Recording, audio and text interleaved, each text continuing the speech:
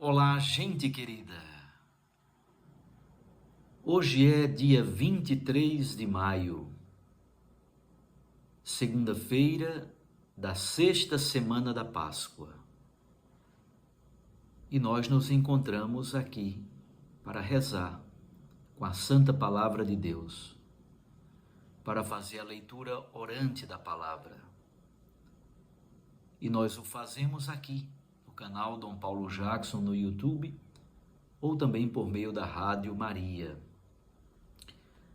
O texto do Evangelho de hoje é de João, capítulo 15, versículo 26, até o capítulo 16, versículo 4.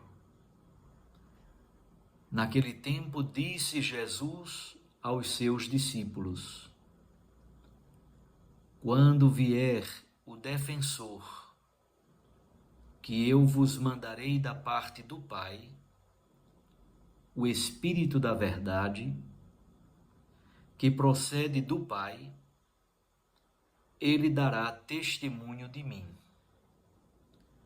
Vós também dareis testemunho de mim, porque estáis comigo desde o começo.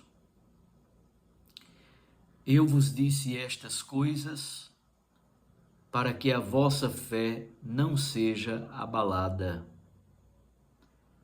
Expulsar-vos-ão das sinagogas.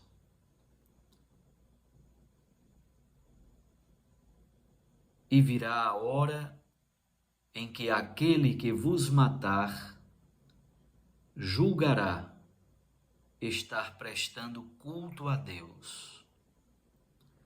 Agirão assim porque não conheceram o Pai, nem a mim. Eu vos digo isto para que lembreis de que eu o disse, quando chegar a hora. Palavra da salvação. Glória a vós, Senhor. Minhas irmãs e meus irmãos, no texto do Evangelho desta segunda-feira, dois temas são de particular profundidade. O tema do testemunho, o testemunho do Espírito Santo, o testemunho da Igreja. E o segundo tema é o tema das perseguições. Vejamos como estes dois temas aparecem no texto do Evangelho de hoje. Quem dá testemunho de Jesus? O Paráclito, o defensor, o advogado, o consolador, aquele que conforta a igreja nos momentos de crise e de dificuldade. O Espírito Santo é aquele que acompanha a igreja nascente, isto é, desde o seu nascimento até os dias de hoje. Acompanha a igreja nos caminhos da missão. O conteúdo do testemunho do Espírito Santo é a pessoa de Jesus Cristo e a sua missão, que é a mesmíssima missão da igreja. O Espírito Santo dá testemunho de Jesus, porque o Espírito Santo nada mais é do que o Espírito de Jesus. E vós também, isto é, a igreja também. A igreja também dá testemunho daquilo que experimentou.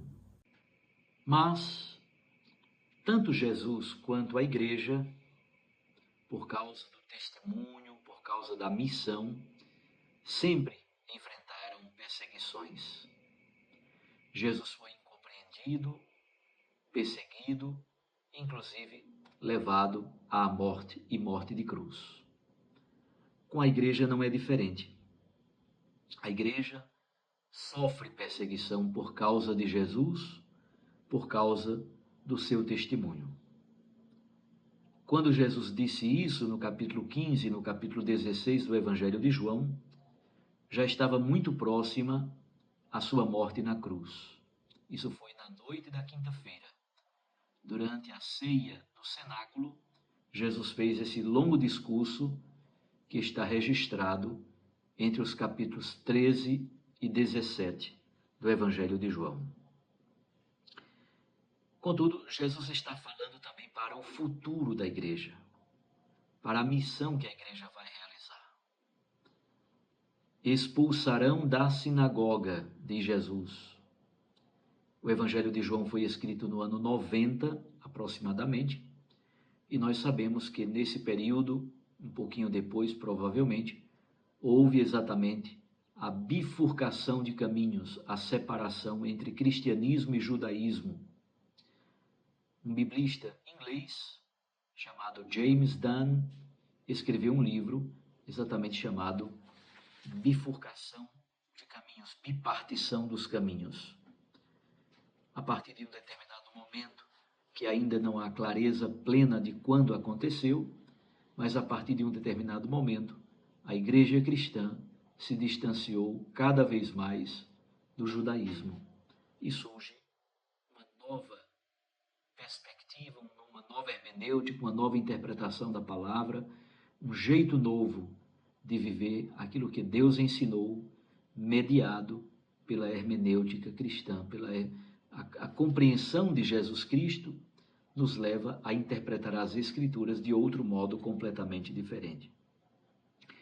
Nesse período foram mortos, por exemplo, Estevão e Tiago, filho de Zebedeu.